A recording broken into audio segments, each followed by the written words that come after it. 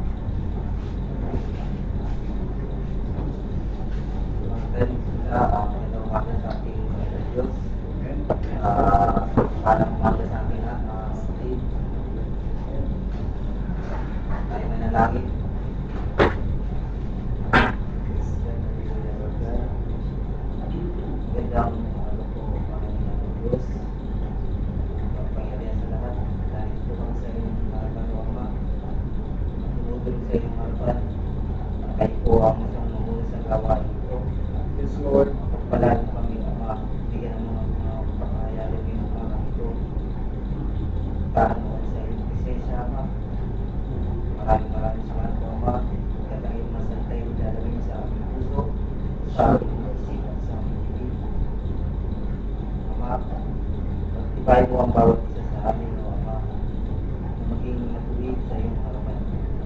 Inisahin mo ang aming puso. Siyasat mo ang aming puso, Ama. Alam mo kung ano naman ang puso, Ama. Wala kaming panghihinahanap, hindi kay ang papurihan mo ito. Maraming salamat po, Ama. Patuloy mong pag-iingat sa buhay na ito. Sa aming mga sitway, kayo siya. Buksan mo ang aming mga spiritual.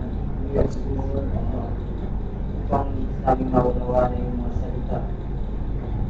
Sa aming salita. Na yung mga patuloy.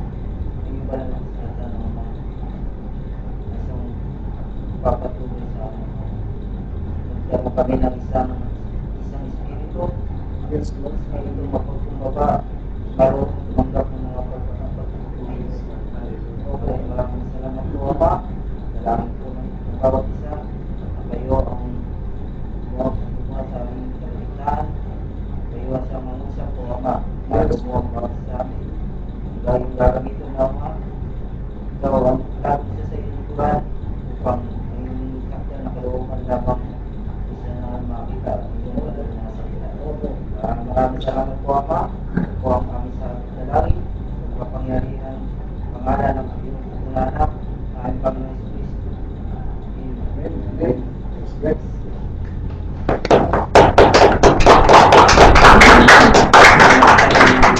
Opo, mga kapatid. Bakit po tayo ng mga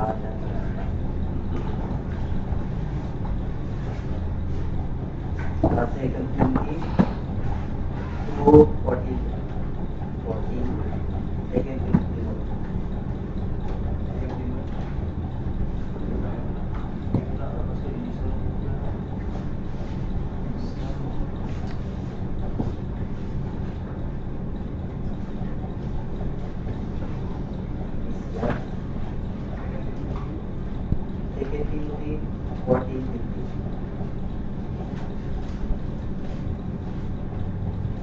Of these things, put them in remembrance, charging them before the Lord, that they strive not about words to profit, but to subverting of the hearers.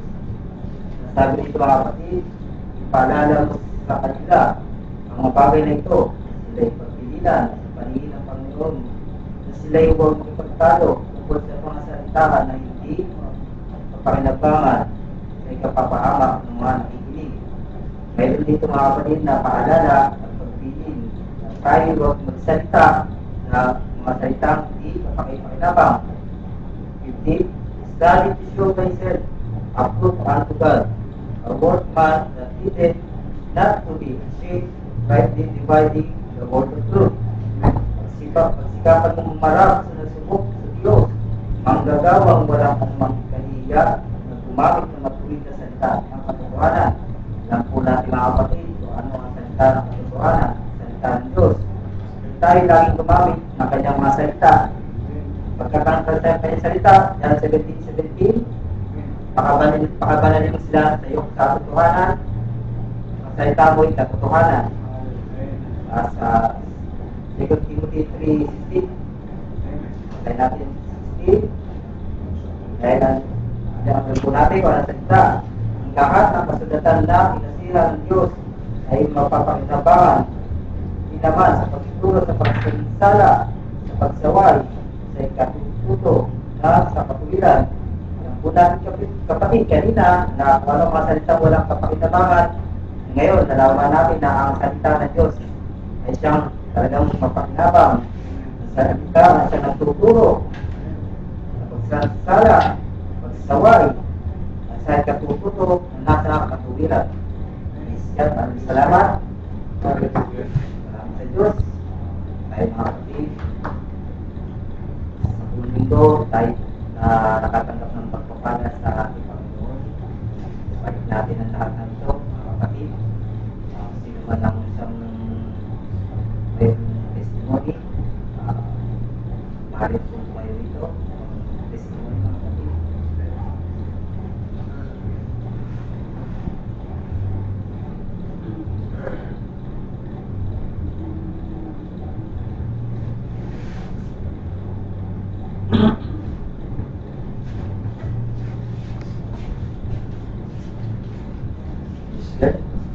Salamat sa ating laki ng Diyos ng buhay. Minsan pa kahit sa mga pagsubok na darating sa ating buhay, sa bawat isa sa atin ay patuloy ang pagiging ng Diyos ay nanatili lagi sa ating puso at isipan. Nais ko lang ibalik ang papuri at pagsamba sa Diyos sa mga pagpapalang spiritual na naranasan ko po, na unti-unti po talaga lumago ang unawaan natin, hindi na sa akin, hindi sa inyo rin mga kapatid. Patuloy na natin ang pagpuri, paggawa ng nais na ng Panginoon Diyos. Alam ko natin na siya ang Diyos na hindi nagbago. Paano yung pangako niya ng unang mga kapatid natin na mga apostol, mga propeta ay tinutupad niya, tinundin sa atin. Kung ano pong naranasan ng ating mga kapatid, maaari pong sabi po ng Biblia, hindi po ihigit ang natin sa kanyang Panginoon. Kaya lagi po natin lagi sa ating sarili na lahat ng ito ay mga pagsubok lamang. And that's time, sa oras ng ating Diyos, sa mga pagpapalang nilalaan sa atin, alam natin na lahat ng ito ay katagumpayan. Gusto lang pong ibalik ang Korea sa aking pamilya natin, sa gawa ng ating Panginoon Diyos. Naranasan ko po, mula na kami naglingkod sa Diyos, nandun yung mga pagsubok.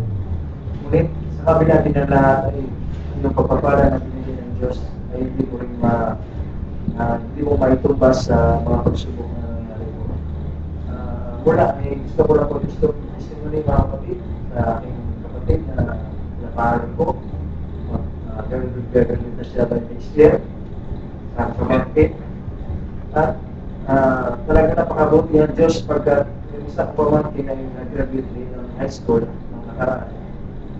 Asawa na Diyos ay naging scholar din siya. Dalawa na sila magkapatid na supportado na po ng gobyerno. So nakita ko po ang habag ng Diyos. Alam niya na wala kakayahan kasi ako kahit may pamilya na supportado na ako sa mga kapatid, pamangkin. Nakita ang Diyos na mga paghihirap po. Tinunggo niya ng mga panalangin. Nagkaroon ng scholarship para pamangkin isa. Yung isa mag-graduate na rin. Tapos yung isa mag-first year. Sabi ko sa sarili ko, kung sariling kalooban mo lang, kahit anong hirap, anong pagsisikap mo pa, kung walang gabay ng Panginoon ay walang-wala ka talaga. Kaya yung sinasabi na karaniwang na Katoliko, kung wala tayo sa kay Kristo, walang-wala po tayo. Kaya mga kapatid, respect, patuloy tayo, lahat ng ito'y pagbubog ng Diyos. Alam natin na ang bawat isa ay gagamitin ng Diyos sa araw na kanyang inatakda. Patuloy lang tayo magsikap, magpadalanan sa bawat isa, magpadakasan, sapagkat yan ang sabi niya sa kanyang salita sa Biblia, sa Hebrew 10:25, na magkaligtaan ang pagtipon-tipon at pag-aaral ng kanyang mga salita. Hallelujah, praise God, sa Diyos ang mawin ang lahat ng papuri, magsabat, salamat. Amen.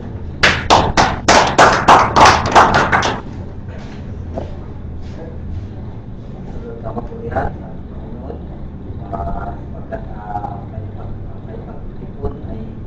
bayan, ng mga disipulo.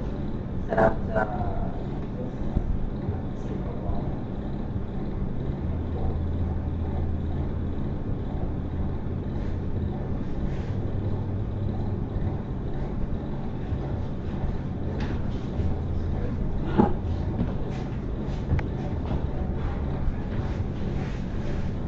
At mga sa Panginoon at sa inyong mga kapatid. Medyo matagal na marami rin akong gusto may patuto. Siguro hindi lang kasi ako consistent mula nung nasa kabila pa tayo. Sa mga bagay kasi tayo na kahit man na alam natin gusto natin sabihin, pero may nararamdaman tayo na minsan na parang hindi pa napapanahon. Bakit kita totoo? Bakit nagbalik ang salamat sa Diyos kasi sa kabila ng natin na sa ating kalangan, lahat tayo ang galing sa hindi natin believer pero hindi kagaya ngayon na tinatayuan natin. Papasalamat ako sa unti-unting pagtalo ko sa mga ganitong gawain. Nararamdaman ko yung desire ko, yung pinawawala. Naghahanap ako ng mga kasagutan sa mga salita ng Diyos at sa tulong ng mga kapatid at sa lalong-lalo na sa Diyos natin. Nararamdaman ko na may improvement, hindi lang spiritual pati na rin sa buhay ko. Mga sitwasyon ako dati na emotional eh. And may mga sitwasyon ako dati na sa halos hindi ko matanggap kasi tinatanong ko sa sarili ko bakit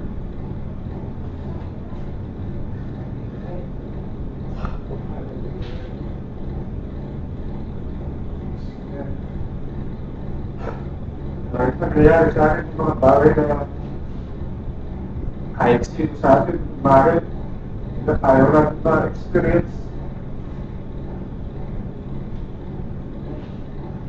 Pero siguro talagang ito ang gustuhan ng Diyos at sa mga bagay na ito natuto ako lumapit sa Kanya.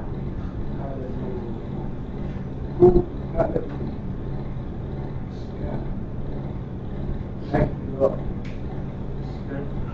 Mga bagay na minsan hindi nakikita sa akin sa physical, pero hindi ko mawawala sa loob-loob ko pag nag-isip pa rin ako, pero papasalamat pa rin ako sa bilang mga sitwasyon na ganito. Pero kapag papala rin ako bilang sa spiritual, pati rin sa pamilya ko, ngayon nakabuhos ang atensyon ko sa pamilya ko. Kaya dinabalik ko, salamat sa Diyos. Kasi hindi ko pagnilang yung mga nagtagpagay na nangyayari ngayon na hindi sa akin, pero sa pamilya ko. Salamat sa Diyos kung ano yung desire ng puso ko pagdating sa pamilya ko. Dinabalik ko pa, salamat. Pasensya na, medyo emotional tayo eh. Nangyayari talaga to. Pero tanggap ko rin na sa mga ganito sa sitwasyon na inuhukom talaga tayo. Amen. Kaya dinabalik ko sa salamat sa Diyos sa mga pagpapalang spiritual at lalo na sa mga pamilya ko. May mga nagdad sa sarili ko, hindi ko lang nasabi kasi hindi na ako consistent. At hindi ko lang sa Diyos na matuloy pa rin huwag nang alisin yung desire sa puso ko na hanapin yung panalan na gusto namin pagkaloob sa bawat isa sa atin. Maraming salamat.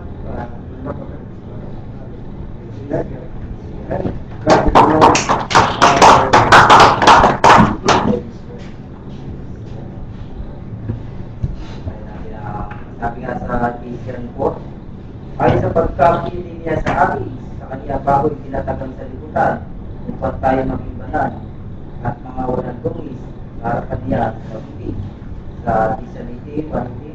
Yamang naliwanagan ng mga mata ng inyong puso upang malamanan ninyo kung ano ang pag-asa sa kanyang pagtawag, kung ano ang mga kayamanan ng kalulatian na kanyang mga pamanas sa mga banal.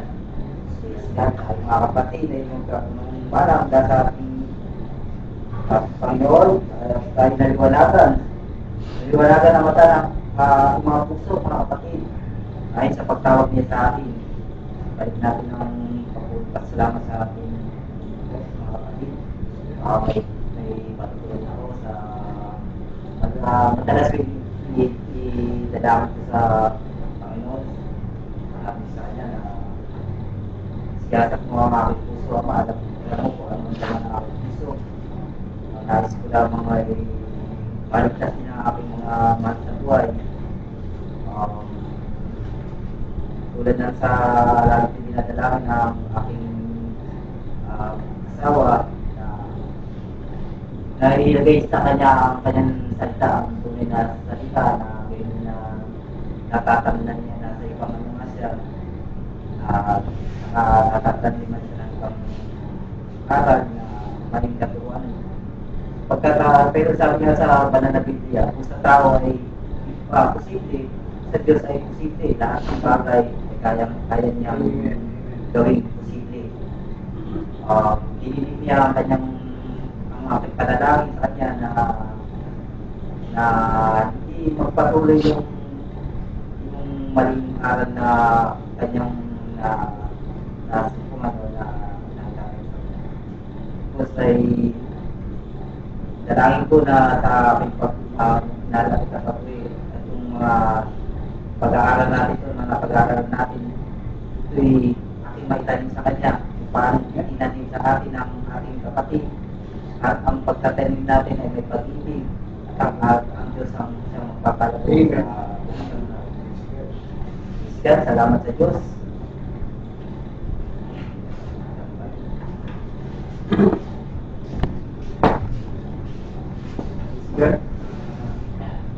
Ulit ko yung people ko ng Diyos. Right.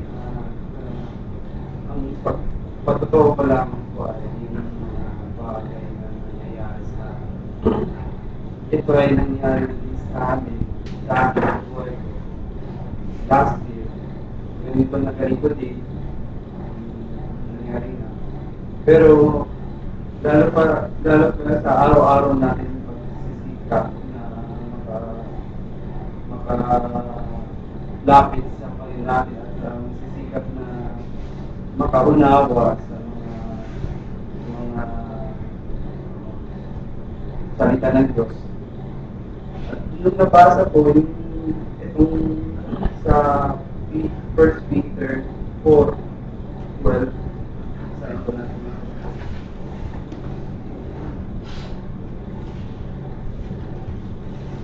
1 Peter 4:12. Nung una, mabila, nung nabuksan kami, sabang nung nagsalita ng katotohanan, ay ayun, nangyari nga at anong nangyari ito. At yung nangyari na ito for second time, ganun na ganun din nung nangyari dati.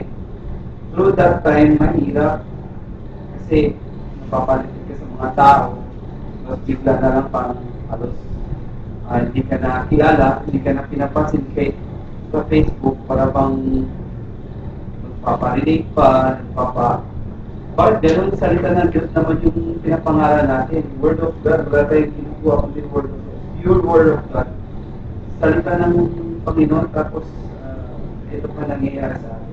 Para bang mabigat kasi nga magkawala tayong intention ganito, pero lumalakad tayo ayon sa kalooban ng Diyos sa salita niya. Basahin po natin 1 Peter 4.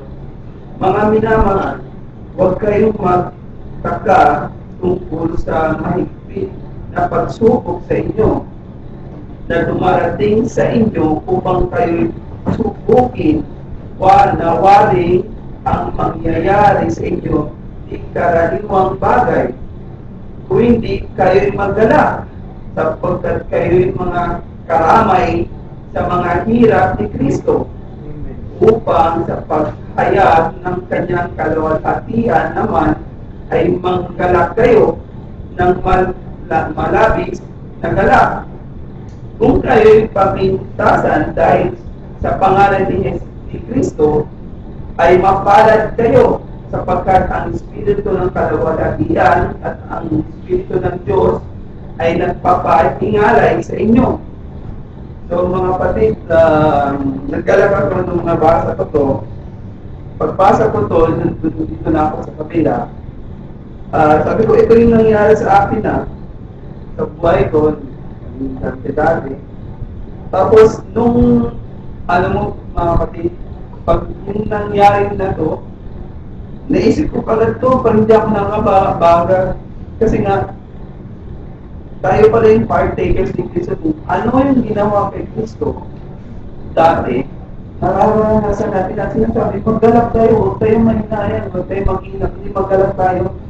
Kasi ito yung kalooban ng Diyos para bang tinitest tayo kung hanggang saan yung pananampalataya natin.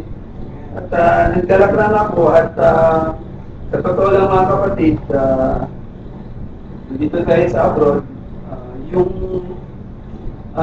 strength ko, pinakukuha ko talaga dito sa Word of God at sa inyong mga kapatid. Patuloy lang tayo pag nagsama-sama tayo at nakikita. Actually, mga kapatid, sasaya ko, nawawala yung lungkot ko despite sa anong nangyari. Mas lalo tayong nagiging prosige, mas lalo ako nagpursige. At ginagalak mo sa anong nangyayari dito sa atin, mga partakers of Christ, suffering, naranasan ni Jesus Cristo to at dapat lang tayo magkalak. Praise God kasi tayo yung bahagi ni Cristo. Praise God, salamat po. Amen. Glory.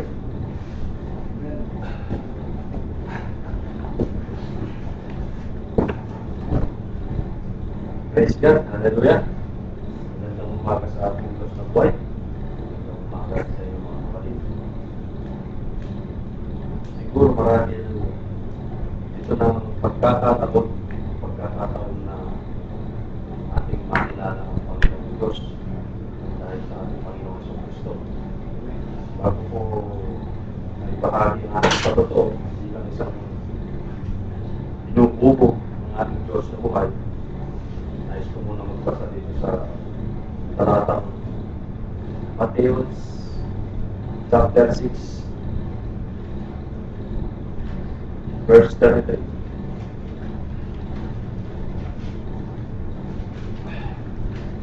Narito ang kanyang sinabi, datapwat hanapin muna ninyo ang kanyang kaharian, ang kanyang katwiran, at ang lahat ng mga bagay na ito ay pawang idaragdag sa inyo. Amen. Marahil siguro nawa napakahirap ng sabihin na natin mamuhay dito sa mundo. Ngunit dinala tayo ng Panginoon sa dakong ito dahil sa mayroon siyang plano. Bawat isa sa atin ay sumagi sa puso at isipan natin na hindi natin masusumpungan ng ganitong pananampalataya ng muli. Ibinigay niya sa atin ito dahil nais ng Panginoon na maitaas at maipuri ang kanyang pangalan. Ano man ang mga pagsubok na ating nararanasan, marahil nabanggit na ng ating mga kapatid na bahagi ng tayo ni Kristo.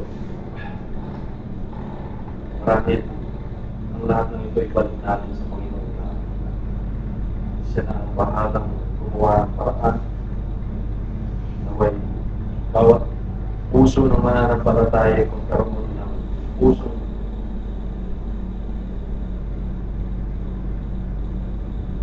mapagbigay, pusong naayon sa Diyos.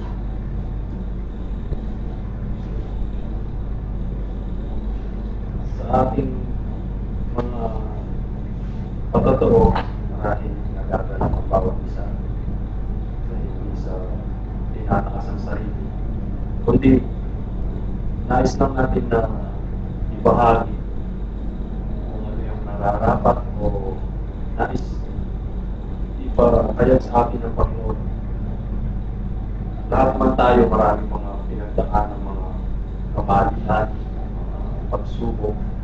Lahat ng yan ay ating makakamtan na narito ang kanyang sinabi sa Matthew 24:30.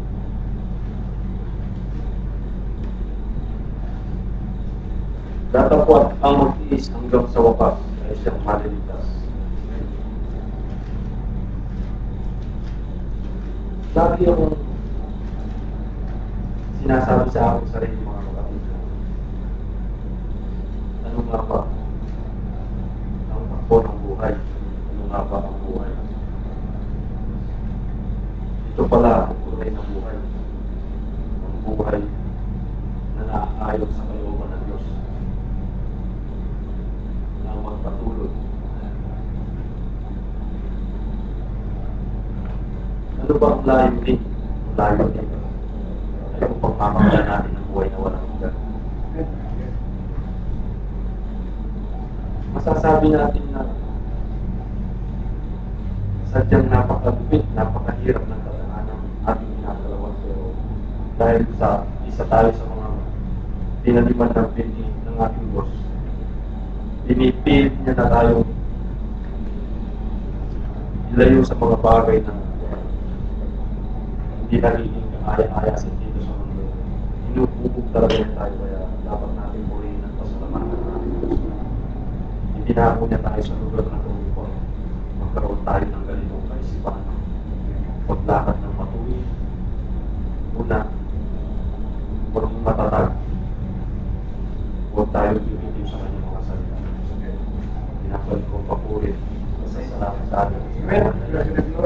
Hallelujah. Yeah. Ang umaga po sa inyo lahat, una-una po sa ating Diyos na Lord. Nais ko lang pumipalit ng ilang salamat sa Kanya sa pagtawag niya po sa akin dito sa lahat. Iniwala ko akong hindi dahil nasa trabaho. Iniwala ko akong tinawag ko ako na makilala ko po siya at magkatapos ko magkaroon ng tawag sa Kanya. Salamat po ako sa tulong niya po sa mga ko sa buhay. Sa oras na ito ay ibig po sila. Sabi niyo po, manalangin na tayo.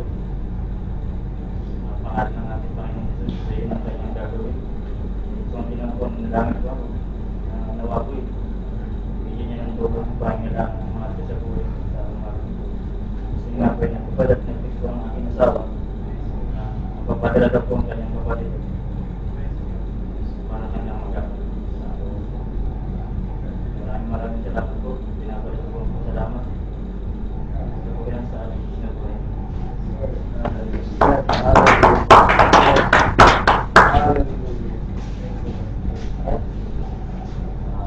Sa tayo na rin nakakaranas ng mga bigat na tema o sumali kami sa buhay.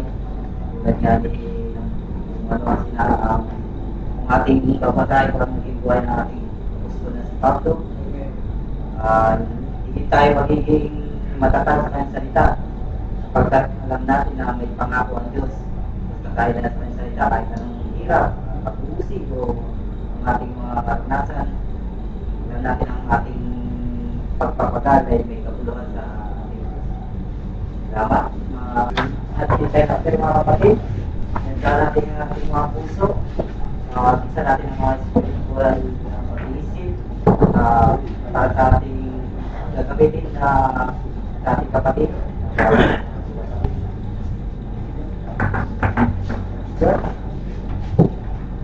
Hallelujah. Bilang pagbibigay puri at pasasalamat sa Diyos, tayo manalangin at buksan muna natin ang ating nakasulatan na kung saan ay dito tayo magpupulay sa kanyang salita At tignan natin kung ano ang nais niyang ipaabot sa atin sa umaga nito sa kanyang ikakalwalhati sa ikakadakilan ng kanyang pangalan ng Diyos. Sa John chapter 5 verse 39, basahin po natin. Ganito po ang nakasaad.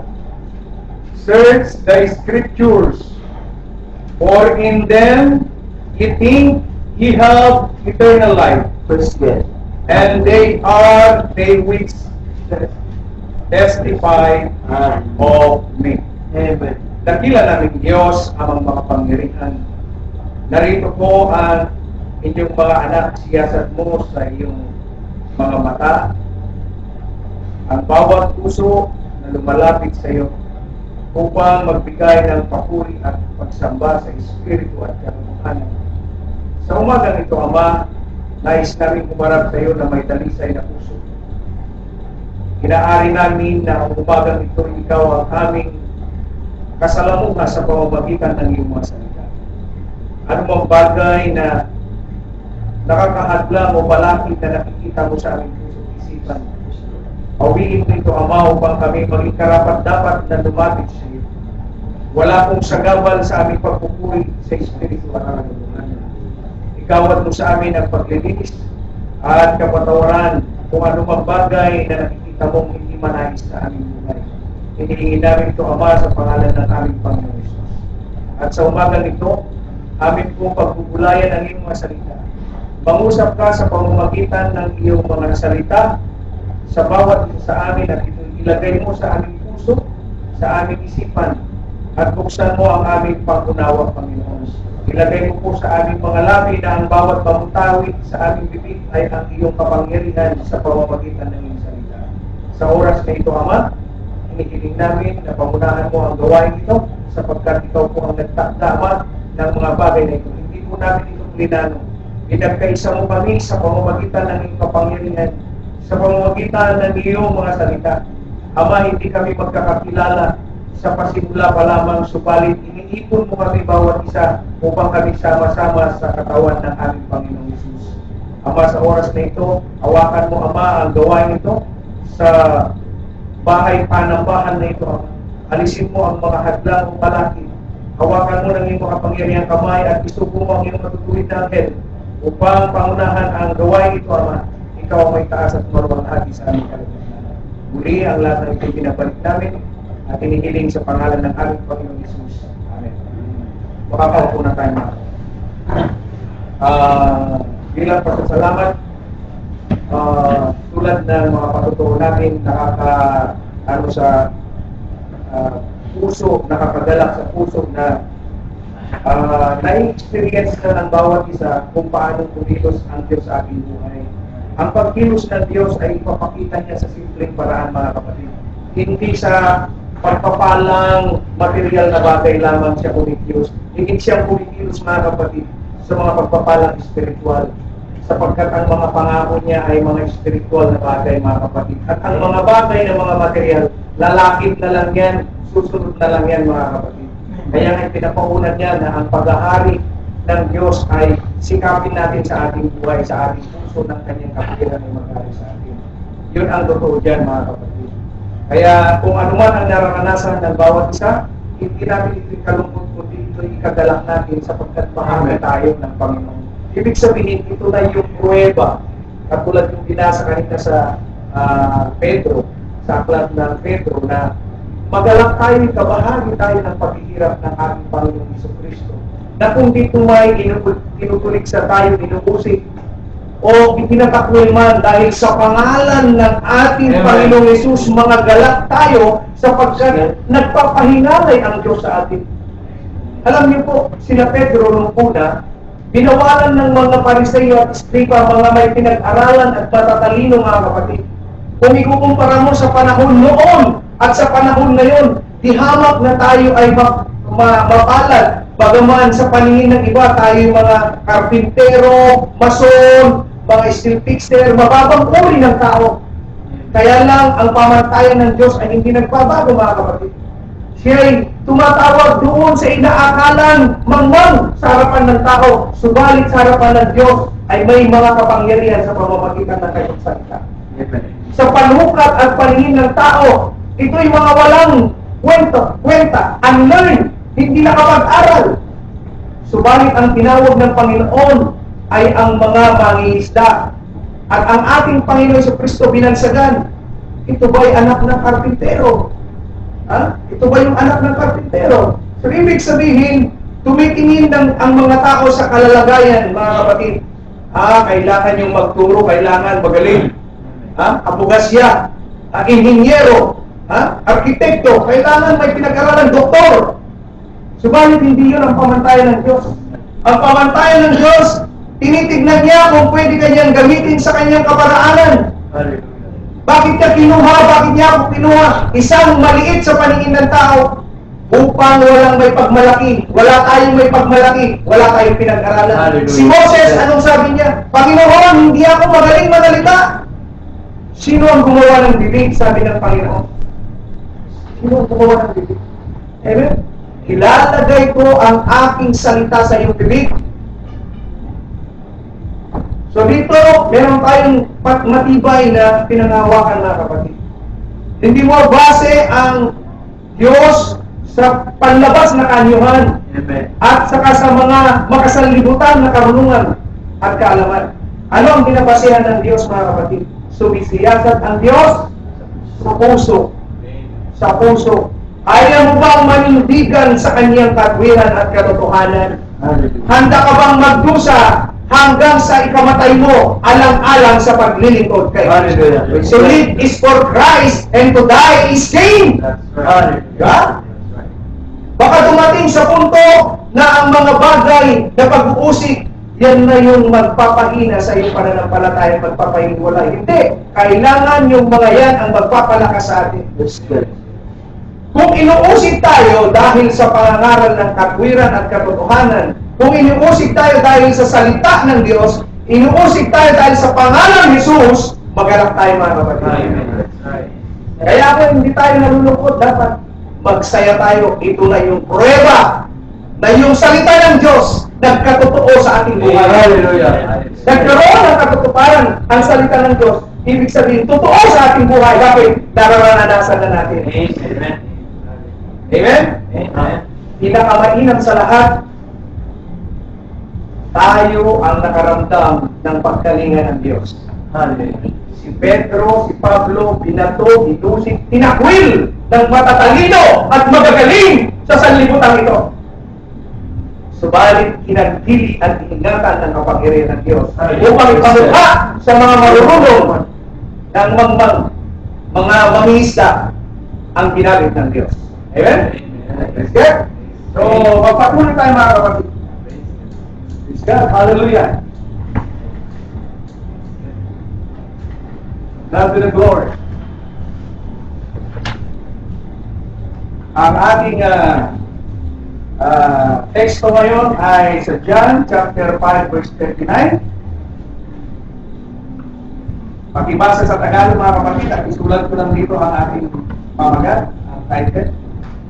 Nung nag-nais kumasa sa wikang Tagalog.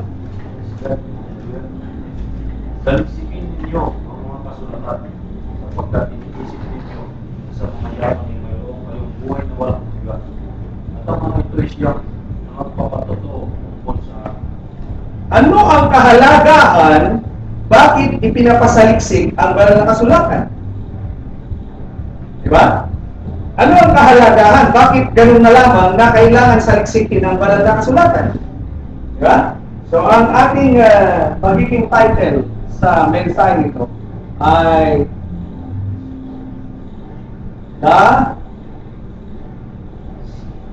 The Scriptures Testify of Me.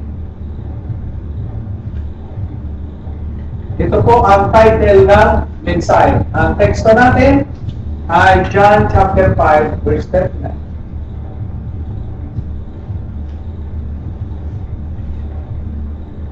Ngayon, kung pagmula natin, ang binasa natin, ang sabi niya rito, search the scriptures, for in them ye think ye have eternal life, and they are they which testify of me. Bakit kailangan ipasaliksik ng Panginoon ang banal na kasulatan? Dahil sa pagsasaliksik sa mga scripture, He is referring, the time na sinabi niyang search the scripture, He is referring to the Old Testament, all books, all the scripture. The book of Moses, the prophets, and the Psalm. Mabasahin natin yan para pakibayin natin ang sinabi ng Panginoon bakit ganoon na lamang kahalaga ang pagsaliksik sa banal na kasulatan. Basahin muna natin. Sa Lucas 24, okay.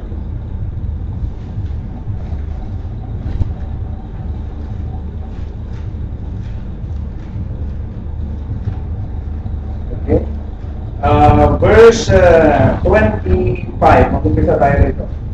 24, 20. Sabi niya rito, then he said unto them, O fools, is slow of heart to believe all the prophets have spoken. Nagsasalita rito ang ating Panginoon Jesucristo. He is referring to the old prophets. Sila Isaiah, sila Moses, yan, sila Jeremiah, yung mga propeta ng mga unang panahon. Ayan, basahin natin ang sinabi niya rito sa verse 44. Chapter 24, verse 44 ng Lucas. Sulat ko mga kapatid.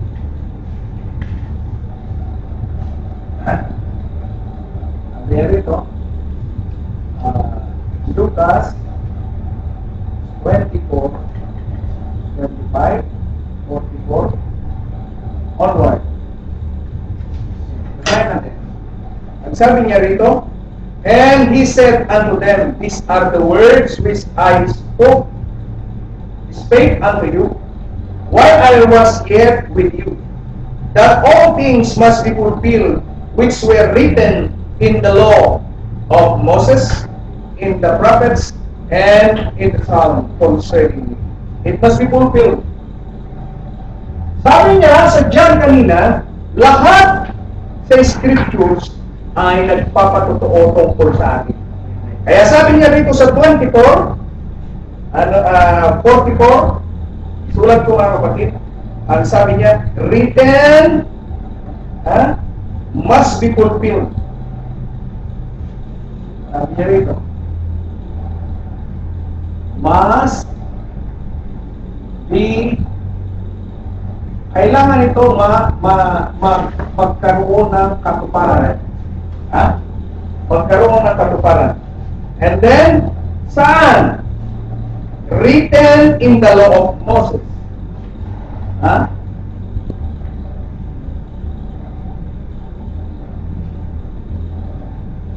In the law of Moses. Prophets and Psalm.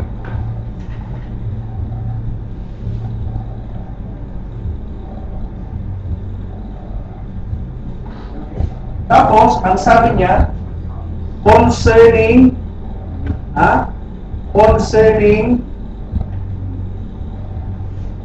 me. So, ibig sabihin, nakapatungkol sa kanya. Saan? Written in Moses, Prophet, Psalms. Kailangan, ano ito? Fulfill. May isang katuparan mga kapatid. Ngayon, sa panahon ngayon, maraming mga ngaral, maraming gumagamit sa banal na kasulatan. Meron din na nangangaral, bumabase lamang sa mga ibang mga reference. Paminsan-minsan, bubuksan nila ang Biblia. Meron ding gumagamit ng ibang reference, inayawan na ang Biblia. Meron din gumagamit ng Biblia, hindi naman niya naitutulay at naunawaan kung ano ang sinasabi doon sa lumang tipan at saka sa bagong tipan. So iba-ibang pangangaral ng mga ngaral ngayon, mga kapatid. Subalit, sa pagkakataon ito, tignan natin kung ano ang sinasabi ng Panginoon sa Kristo. Bakit kailangan na mag-refer tayo sa mga nasusulat? Bakit kailangan tayo mag-refer? Sa mga scripture. Napaka-importante, mga kapatid. Isa-isahin natin. Basahin muna natin ang verse 45. Then open he their understanding, that they might understand the scriptures. Tingnan mo, maraming bumabasa ng scriptures during the time of our Lord Jesus Christ. Ito yung mga nadatnanan niya na lahat nakabase sa scripture. Kaya lang, mayroong mga hindi nakakaunawa. Bakit? Kasi nga, yung scripture na nasulat kay Moses, sa mga propeta at sa Salmo, patungkol sa Kanya, patungkol sa ating Panginoon Jesucristo. Kaya lang, hindi naiintindihan ng karamihan. Kaya nga yung mga Saduceo, Pariseo at Eskriba, sinayawan siya. Kasi akala ng mga Pariseo at Eskriba, Saduceo, may dala-dalang ibang aral ang ating Panginoon Jesucristo. Hindi nila alam na yung binabasa ng mga Pariseo, Eskriba, Saduceo na scripture ay ito na yung katuparan ng nagsasalita sa kanilang kalagitnaan. Ang ating Panginoon Jesucristo. Yung binabasa ninyong mga kasulatan ni Moses, ng mga propeta at ng mga salmo ay patungkol sa akin. Ngayon, nung sinabi niya sa verse 45, then open he their understanding that they might understand the scriptures. Ito yung mga kasama na ng ating Panginoon Kristo. Pero yung mga Pariseo at Eskriba, hindi nabuksan ang kanilang unawa. Pero yung mga kasama ng ating Panginoon Jesucristo, yung mga alagad niya na tinuruan niya, binuksan ng ating Panginoon Jesucristo ang kanilang unawa upang maintindihan ang mga nasusulat sa lumang tipan, sa propeta, kay Moses at sa Salmo. Kaya dito, mga kapatid, hanggang hindi binubuksan ng Panginoon ang ating unawa at kaisipan, hindi mo alam kung anong pinikwento at sinasaysay ng lumang tipan na yun pala'y patungkol sa Kanya. Kaya nga sabi ni Brother Branham, kailangan ang revelation from Genesis to Revelation, kailangan magtugma sapagkat ito ang mga patutoo na ang Panginoong Jesucristo na siya katuparan ay isa. Ipinapakita ito yung mga anino ng mga bagay na darating. Kaya sabi ng ating mga kapatid sa banal na kasulatan, si Jesucristo ang katapusan ng kautusan. Ngayon, dito mga kapatid ay tunghayan natin sa Psalm chapter 40. Kasi ang basihan is, ano yan? Psalm, ito ang basihan. Psalm, the prophets, and Moses. So tignan natin, isa-isa, sa Book of Psalm, sa awit.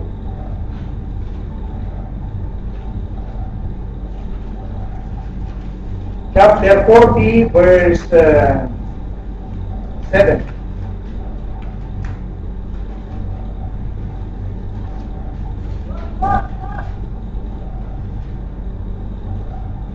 Ayun niyo? Chapter 40, verse 7. Ha? Kasi sabi niya, Psalm eh. Tingnan natin yung Psalm. Kasi sabi ng Panginoon Jesucristo, sa Psalm. So tingnan natin yung Psalm. Then said I, Lo, I come in the volume of the book. It is written of me. Hallelujah. Diba? So ito ay itinuro rin ng ating kapatid, si Pablo. Ha? Ibig sabihin, naunawaan ni Pablo yung sinulat ng mga unang mga propeta sa Psalm. Tingnan mo mo, binanggit din ito ni Apostol Pablo. Kaya ano daw ang itinuro ng mga apostol? Eh di Jesus ang itinuro. Amen. Ang itinuro ng mga alagad ay ang ating Panginoon sa Kristo. Ang ipinapangaral nila. Okay. Basahin natin sa Hebrew chapter 10 verse 7.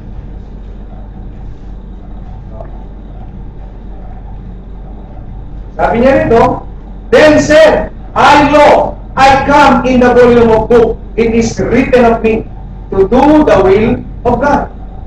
You see? Yes. Ha?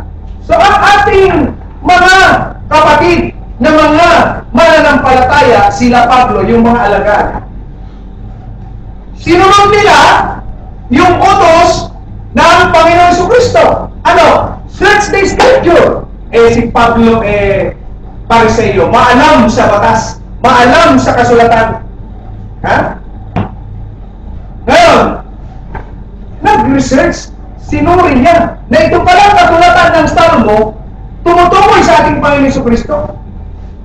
Tama yung sinabi ng ating Panginoon Jesucristo. Ngayon, itong mga alagad sumunod, nag-search, nagsuri, at pinatotohanan nila, ito nga ang ating Panginoon Jesucristo, ang katuparan. Ha?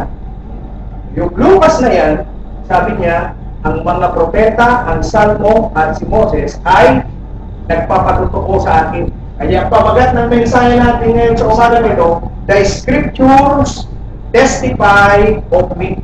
Ang mga kasulatan ang siyang nagpapatutuo sa akin. Ngayon, kung ayaw ng isang mga ngaral na gumamit ng Biblia, sino ang pinapatutuo mo? Anong ipapatutuo mo kung wala kang alam sa Scripture? Amen. That's right. Hallelujah. Nakikinig ka ba sa ating Panginoong Jesucristo? Ang utos niya, saliksikin mo ang banal na kasulatan. Saliksikin mo ang Scripture. Sapagkat dito, masusumpungan mo ang buhay na walang hanggan. At ito ang nagpapatutuo sa akin. Ayaw mong gumamit ng Scripture. Kailangan gumamit tayo ng Scripture, ang basihan ng lahat ng sasabihin natin dito sa banal na kasulatan, mga kapatid. Ha? Sapagkat labas sa banal na kasulatan, labas sa Biblia, karunungan ng tao. Amen.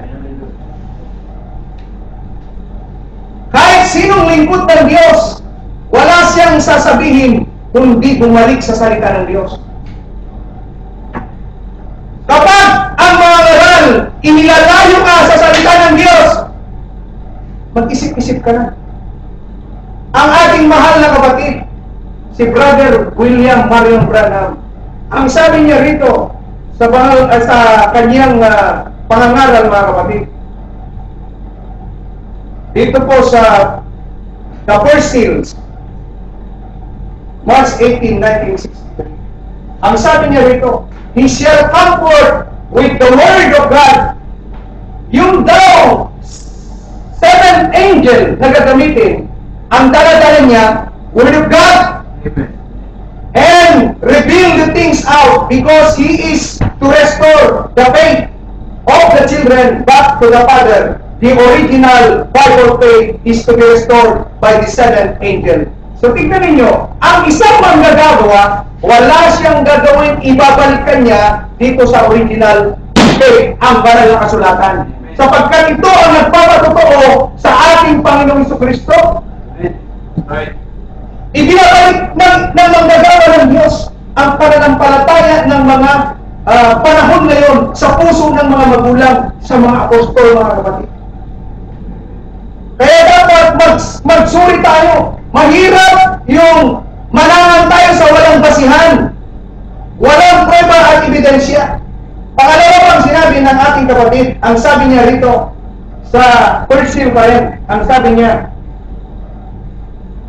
because if a revelation contrary to the word, then it is not revelation. And you know, there is some of this stuff can look so absolutely true. And yet, it is not true. It looks like it is, but it is not. Akala mo lang yan totoo, pero hindi yan totoo kasi wala kang prueba, wala kang ebidensya na bumalik kailangan dito sa Word of God. It must be tied up together from Genesis to Revelation. The Word of God, it supports each other. Tie up, there is no contradiction in the Word of God. Amen. Kaya dito mga kapatid, siya sa atin ang mga tagapagturo sa panahon ngayon. Maliwanag na sinasabi sa banal na kasulatan. Test every spirit whether they are of God. And you can, how you test this spirit, these ministers, through the Word of God. This is the barometer. Ito ang gagamitin mo. Ha? Ito yung panukat, mga kapatid. Ito yung urim-tumim. Kapag may sinasabi ang isang mga ngaral, kailangan tignan mo sa urim-tumim. Tignan mo sa nasusulat. Yung young prophet sa old prophet, mga kapatid, may utos doon sa young prophet. Ginamit na siya ng Diyos. Kailangan ng bilin manatili. Subalit nakakalungkot, hindi nakapanatili sa salita ng Panginoon. Kailangan manatili tayo sa salita ng Panginoon. Sabi ng ating Panginoon sa Kristo, ano sabi niya? If you continue in my words, then you are my disciple in this. Kailangan, dito tayo. Hindi sa word ng tao. Ha? Hindi sa word ng tao. Iprueba mo yung reasoning o yung pananampalataya mo o yung sinasabi mo dito sa salita ng Panginoon. Tingnan natin kung kayang manindigan o tumayo. Pero kung istorya mo lang yan, walang basihan. Kailangan meron tayong basihan. Nakakalungkot lang mga kapatid. May ginamit ang Diyos sa huling panahon. At maraming kumikilala kay Brother Mariam Branham. Isa na tayo doon na nakakita ng kanyang mga aral at doktrina sa pamamagitan ng kanyang mga niligbag na mga aral. Ngayon, tinanggap natin ang mensahe. Meron ngayon tumanggap ng mensahe, yung mensahe ni Brother Branham, ginawang Biblia. Ginawang Biblia. At ayaw nang magbasa ng Biblia. Ang ginawang Biblia, yung message ni Brother Branham. Samantalang, kung babasahin, ang sabi ni Brother Branham, bumalik kayo sa Biblia. Stay right with the Word and get back to the Word. Kung talagang tinanggap natin ang mensahero sa huling kapanahunan, wala siyang gagawin kundi ibalik tayo dito sa Laodiceans papunta dito sa Ephesians. Ephesians faith, apostolic faith, the pure word. Ibabalik tayo dito mga kapatid. Ganyan yan. Nakakalungkot sa mga nangyayari at nakikita natin. Ayan. Tingnan natin yung sinabi sa Biblia. Isulat ko lang yung kanina. Psalm 40 verse 7.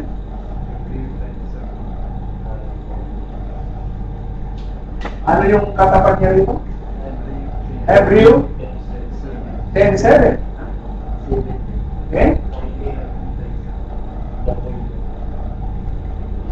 Nakalagay dito, ano? Books. Volume of books. Ha? Ha?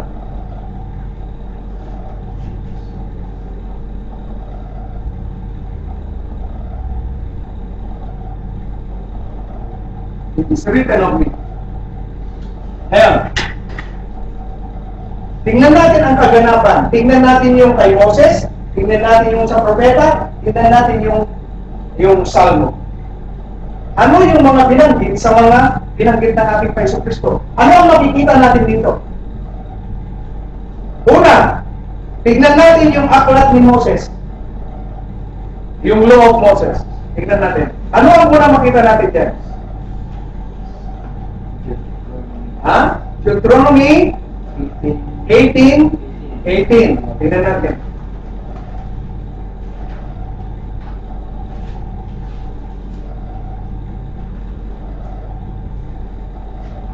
So, ilalagay natin ito. Ganito siya. Moses. Lagay natin dito. Moses. Sinabi ni Moses, o ayon sa aklat ni Moses, ano ang makikita natin dyan? Kasi ang hanapin natin ay ito. Okay. Deuteronomy 18. Sino magbabasa?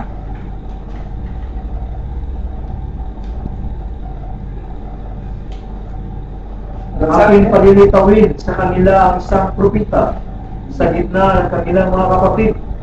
Nagaya mo at aking ilalagay ang aking mga salita sa bibig niya at kanyang sasalitain sa kanila ang lahat ng aking inuutos sa kanya.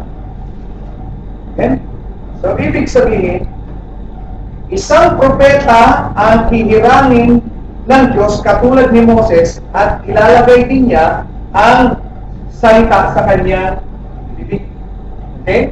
So ngayon, tignan mo ilagay natin dito ngayon yung Deuteronomy 18 na yan.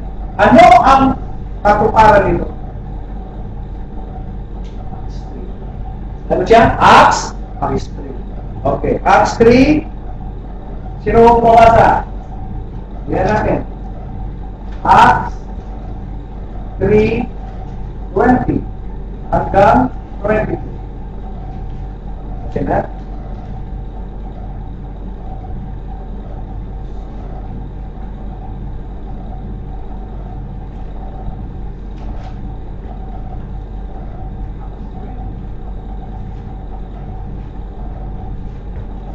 Okay. Ano ang sabi niya rito?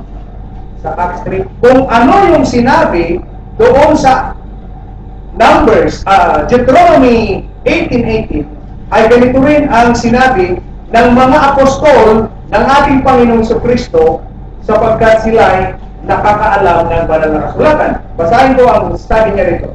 Acts 3:20. And he shall send Jesus, which before preached unto you, whom the heaven must receive until the times of restitution of all things which God hath spoken by the mouth of all His prophets. You know? Na sinalita ng lahat ng mga propeta since the word began. For Moses truly said unto the fathers, a prophet shall the Lord God raise up unto you, your brethren like unto me. Him shall ye hear in all things whatsoever he shall say. Ito ngayon, yung ipinapangaral ng ating mga kapatid na mga apostol. Sino? Sa verse 20, ang sabi niya, and he shall send Jesus Christ. So, yung matuparan ng Deuteronomy 18:18 ay ang ating Panginoong Jesucristo. So, yun ang katuparan ng Deuteronomy 18:18.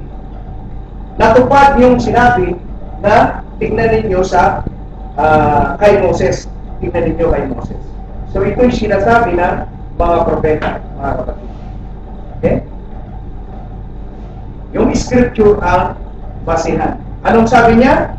Ilalagay ang kanyang salita sa kanyang bibig. Tignan natin ngayon kung nailagay. Kaparehas, kasi diba sabi ng Panginoon sa Exodus, hindi ako marunong magsalita, sabi ng ating kapatid na si Moses, ang sabi ng Diyos, ilalagay ko ang aking salita sa iyong bibig. Tingnan natin ang John chapter 5, 19 hanggang 20.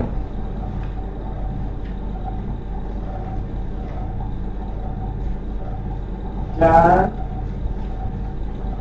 5:19-20. Ilalagay niya ang kanyang salita sa kanyang bibig. Anong sabi dito sa 5:19-20 ng John? Then answered Jesus and said unto them, Verily, verily, I say unto you, the Son can do nothing of himself, but what he said, the Father do, what things soever he doeth, this also doeth the Son likewise. For the Father loveth the Son, and sheweth him all things that himself doeth, and he will shew him greater works that these shall ye marvel. Tapos, sa John chapter 12, verse 49 and 50,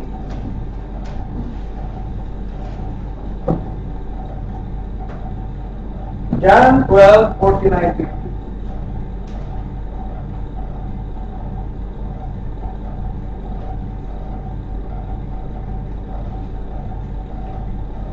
Sabi niya, For I have not spoken of myself, but the Father which sent me, He gave me the commandments what I should say and what I should speak. Kita niyo? Kung ano yung ibinigay sa kanya ng Ama. And I know that His commandments is life everlasting. Whatsoever I speak, where therefore, even as the Father said unto me, so I must do. So kung ano lang yung ibinigay, nakita niyo? So ito yung katuparan ng sinasabi niya, tignan ninyo ang Book of Moses, Law of Moses. So ito ngayon, sa Deuteronomy 18:18, na ang katuparan ay ang ating Panginoon sa Kristo. Binanggit ito ng mga alagad sa Acts chapter 3, verse 20. At may word at patunayan na ang Panginoon sa Kristo ang katuparan. So tama na yung nasusulat kay Moses sa mga propeta ay patungkol sa ating Panginoong Jesus. The scriptures testify. Okay? So, ano pa? Isa pa. Tignan pa natin ang propeta. Mga ibang propeta. Si Moses, meron na siyang patotoo. Meron na siyang nabanggit. Meron na tayong nakita. Tignan natin ang Isaiah chapter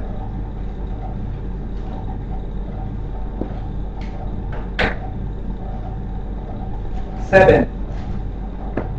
Isaiah 7:14.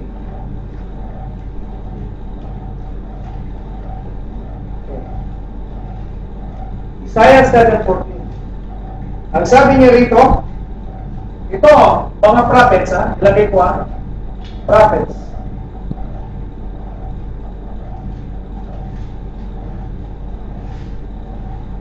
Patotoo ng mga prophets. Si Isaiah, propeta. Amen? Amen. Anong sabi ni Prophet Isaiah? Chapter 7, verse 14. Therefore the Lord Himself shall give you a sign. Behold, a virgin shall conceive, and bear a son, and shall call his name Emmanuel. So, ibig sabihin, ito binabanggit ni Isaiah. Binabanggit ni Isaiah. Kayo, nakapatungkol yung binabanggit ni Isaiah. Ha?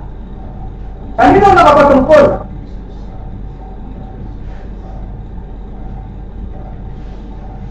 Nakapatungkol din sa ating Panginoong Jesus.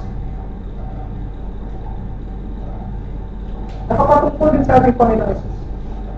Ito, inihula na isulat sa Scripture upang magkaroon ng katuparan. Sigurado magkakaroon ng katuparan. Saan ang katuparan ngayon ito? Tignan natin ang ating Panginoon sa Kristo. Sa Matthew 1. Okay.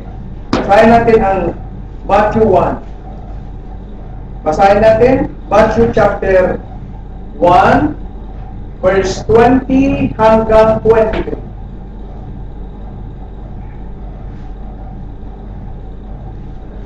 Ang sabi niya rito, But while he thought on these things, behold, the angel of the Lord appeared unto him in a dream, saying, Joseph, thou son of David, fear not to take unto thee Mary thy wife, for that which is conceived is in her is of the Holy Ghost.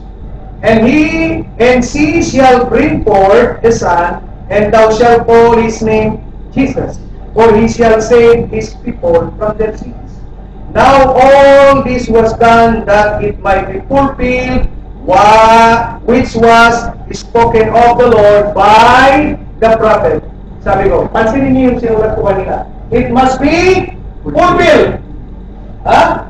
It must be fulfilled. Kaya sabi niya dito sa 22, now all this was done that it might be fulfilled which was spoken of the Lord by the prophet. Ito na.